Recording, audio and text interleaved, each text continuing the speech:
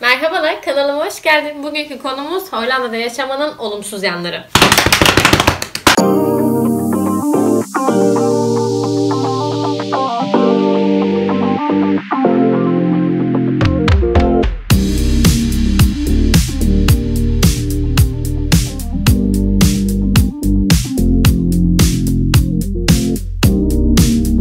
Merhabalar, kanalıma hoş geldin. Bugünkü konumuz Hollanda'da yaşamanın olumsuz yanları. Bugün Hollanda'da yaşamanın olumsuz yanlarından bahsedeceğim. Bunlar %100 olumsuz şeyler mi? Olumlu yanları var mı? Böyle şeylerden bahsedeceğim. Konumuz bu. Bir önceki videomda da olumlu yanlarından bahsettim ve olumlu yanlarından bahsederken bazı olumsuzluklardan da bahsetmiş olabilirim. O yüzden videomu şuraya bir yere sağa sola koyacağım. Buralardan bulabilirsiniz. Onu izleyenler için tekrar niteliğinde bazı yerler olabilir. Oraları hızlı geçmeye çalışacağım. İzlemeyenler için de onu izlemelerini önereceğim. Konuya başlamadan önce kanalıma abone olmayı, yorum yapmayı, beğenmeyi unutmayın. Bunlar çok önemli. Çok önemli, çok önemli, çok önemli. Neden önemli? Çünkü neden önemli? Yani bizi burada hayrına çalışıyor. Yani bir motivasyon bari bir güler. Bari bir güler yüz ya. Lütfen, bu kadar emek veriyorum. Konumuza dönüyorum. Hollanda'da yaşamın olumsuzlukları. Şimdi bana kalırsa Hollanda'da yaşamanın, Hollanda'nın tartışmaya açık olmayan sadece bir tane olumsuz yönü var. Bu da Hollanda'nın havası. Yani bunun tartışmaya açık olduğunu düşünmüyorum. Hava sürekli yağmurlu, sürekli kapalı, sürekli gri, gri, gri, gri. Yeterince gri söylediğimi düşünmüyorum. O yüzden tekrar söyleyeceğim. Gri, gri, gri, gri, gri ve gri. Gri'nin 50 tonu gerçekten. Öyle bir hava yani. Sürekli yağmur yağıyor, sürekli rüzgarlı. Bir yaz olduğuna ve yazın sıcak olduğuna ilgili çeşitli söylentiler var. Heyecanla bekliyoruz yaz gelsin diye. Havası bu şekilde. Havası çok soğuk değil. Derece olarak da zaten eksinin altında çok -4, -7 falan oldu sanırım. Yani onun dışında çok böyle -20 falan olan bir yer değil. Ama çok yağmur, ama çok rüzgarlı ve çok gri. Yani çok soğuk değil. Temel sorun bu değil. Temel sorun bu tarz şeyler. Ama ben İzmirli olduğum için ve İzmir'de de çok ansızın sürekli yağmur yağdığı için ve sürekli yağmur yağdığı için yaz kış demeden. O yüzden bu beni çok üzmüyor. Yani yağmurlu havalara alışkınım ama bu kadar gri bir yerde hiç yaşamamıştım hayatımda. Gerçekten bazı günler hiç güneş açmıyor. Yani bir saniye bile o bulutlar gitmiyor. Öyle söyleyebilirim. Havası olumsuz ve negatif bir özellik bence. Nereden bakarsan bak. Bunun dışında da eleştirmeye açık olan bazı yönlerinden bahsedeceğim. Daha önceki videomda bahsettiklerimden kısa geçeceğim. Daha önceki videomda bahsettiğim eleştirmeye açık olan yön nedir? Hollandalıların çok açık sözlü olması ve işte iletişimde açık diye adlandırılıp genelde olumlu bir şeymiş gibi lanse edilmesine rağmen Türklerin buna çok uyumlu olmayışıyla ve Türklerin kültürünün böyle olmamasıyla kaynaklanan bir sorun. Bu bence olumlu yönleri de olan, olumsuz yönleri de olan bir şey. Bundan diğer videomda detaylı bahsettim. Yine bunun gibi başka bir noktada da burada vergilerin çok olması. Bunun da hem olumlu hem olumsuz yanları var. Olumsuz yanları nedir? Gerçekten maaşınızın %50'sinden fazlasını vergiye veriyor olmanıza rağmen bir sürü ekstra vergi vermek zorunda kalmanız. Olumsuz yanı bu. Tartışmaya açık olan başka bir yönü de Hollanda'daki pahalı meslekler mevzusu. Ondan da önceki videomda bahsetmiştim. İşte terzilik pahalı, bilmem ne pahalı falan filan. Emeğe verilen değer yüksek gibi bir bakış açısıyla bu övülebilir. Ama sonuç olarak yani evinizi boyatmaya kalktığınızda eminim ki bunu övmeyeceksiniz. Bir önceki videomda bahsetmediğim olumsuz özelliklere gelecek olursak da ilk olarak sağlık sistemi. Sağlık sistemi Hollanda'nın aslında dünya standartında oldukça üstlerde olan bir sağlık sistemi. Ama Türkiye'den geliyorsanız Türkiye'deki sağlık sistemiyle hiç uyumlu olmadığı için büyük ihtimalle beğenmeyeceksinizdir. Hatta nefret edeceksinizdir. Buradaki sağlık sistemini henüz kullanmadık. Hiçbir şekilde hastaneye falan gitmemiz gerekmedi. Ama ben sağlıkçı olduğum için sağlık sistemlerini farklı ülkelerinde birazcık daha en azından teorik olarak biliyorum. Buranın sağlık sistemi özel sağlık sigortaları sistemi olmasının da dışında, yani para veriyor olman da burada sorun değil. Genellikle daha az tetkik ve daha az tedavi üzerine odaklı, daha çok hastalıklardan korumaya ve yaşam değişikliği üzerine odaklı bir sağlık sistemi var buranın. Bunun da artıları var, eksileri var. Gerçekten doktor bulmakta çok zorlanabilirsiniz.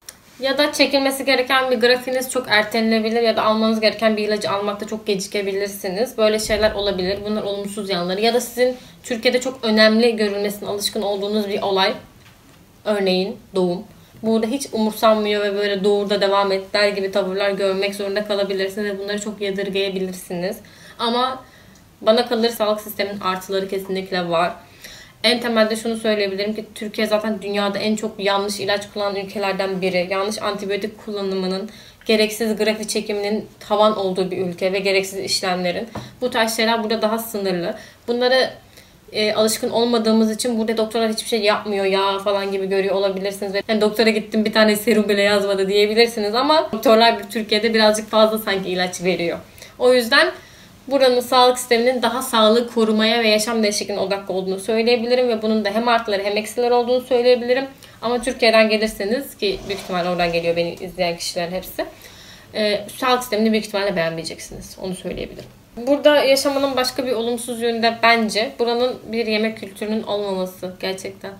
Bence bu sorun. Yani birincisi zaten buranındaki yani yerel halktan bahsediyorum bu arada. Hollandalılardan bahsediyorum. Çok yemek kültürleri gelişkin olmadıkları zaten herkes tarafından bilinen ve genellikle böyle işte yemek alışverişlerini günlük yapan ve daha böyle hazır. Yani hazırdan kastım illa dondurulmuş değil bu arada da doğranmış işte bilmem ne edilmiş.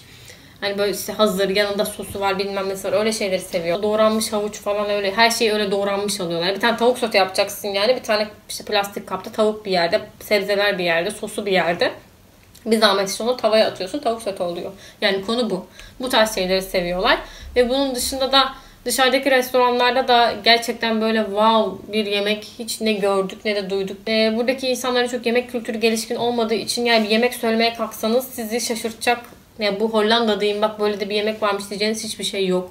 Ha şey muhabbeti var yani iş yerinde mesela yemek yiyeceksen öğlen arası. Abi burada sandviç.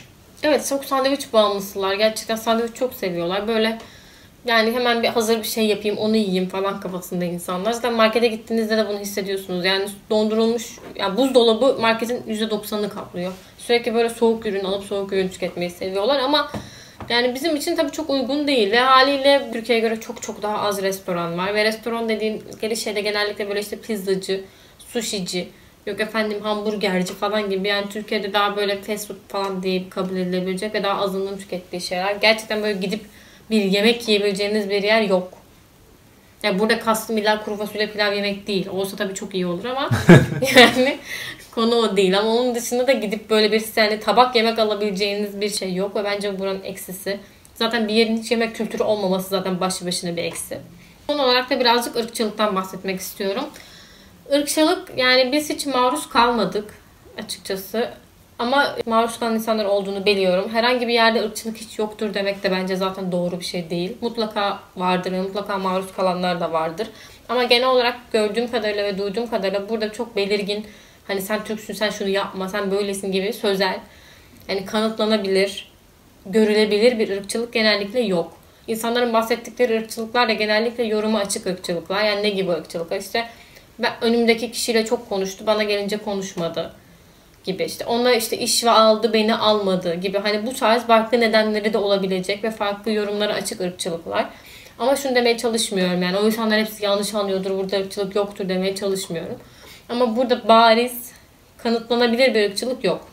Diğerleri de elbette ki gerçeklik payı vardır bir kısmının. Ama bir yandan da tabii ki insanın algısıyla ilgili ve senin yani olayları nasıl yorumladığınla ilgili. Yani ben de atıyorum markete gittiğimde bazen önümdeki insanla kasiyer 5 dakika konuşuyor ve benimle sadece gerekli şeyleri söylüyor. Ama ben bunu ya ben Türk olduğum için ben hiç konuşmuyor gibi yorumlamıyorum. Böyle algılıyor olsam belki bana da ırkçılık yapılmıştır ve belki nedeni budur bu arada.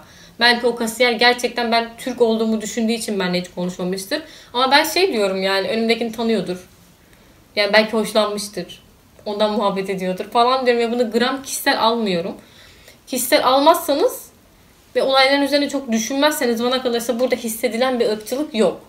Meseleleri mesele yapmazsanız. Meseleleri mesele yapmazsanız mesele yoktur. Konu bu. Ama yani böyle çok düşünüyorsanız, çok ince eliyorsanız ne bileyim işte iş arkadaşlarım bir etkinlik yaptı. 10 kişi iş. 5'i gitti, 5'i çağrılmadı. Ama mesela o 5'in birinde olmana rağmen olmak sebebini şey olarak görüyorsan ben Türk'üm diye beni çağırmadılar yoksa ben çok iyi bir insanım gibi falan görüyorsan bu bence biraz senin de bakış açınla ilgili. Yani bana böyle bir şey yapılsa ben şey derim, beni sevmemişler derim. Yani ne var bunda? Ben de onlara bayılmıyorum falan derim. Yani olaya nasıl baktığınla ilgili. Irkçılık illaki vardır ama Birazcık bence bu işin içinde kendi kişisel özgüveninizin ve kişisel alınganlıklarınızın da payı var elbette ki. Ve kendi kişisel Türklükle ilgili algılarınızın da payı var. Bunun da dışında şunu söylemeye istiyorum bir de bu konuyla ilgili. Bazı insanlar görüyorum yaşadıkları ırkçılıklara ya da yaşadıkları sorunlara şey gibi bakan. İşte bizden önce gidenler Türkler şöyle yapmış da milleti dolandırmış da şöyle olmuş da o yüzden bu insanlar bize ırkçılık yapıyor falan gibi bakış açıları görüyorum. Bunları aşırı derecede kınıyorum ve bunu yapan herkese şu an lanetliyorum. Yani şunu demeye çalışıyorum. Sizden önce giden bütün Türkler istisnasız gittikleri yerlerin parklarına ulu orta sıçmış olsalar bile hiç kimse size bunu bahane gösterip ırkçılık yapamaz. Ne yapmış olurlarsa olsunlar yapılan ırkçılığın bir bahanesi olamaz. Bu tarz şeylerle birbirimizi yani kategorize edip işte beyaz Türklük yapıp sen şöylesin, sen gittiğin yere uyum sağlayamıyorsun, beni rezil ediyorsun falan gibi tavırlar yapmak bence çok yanlış.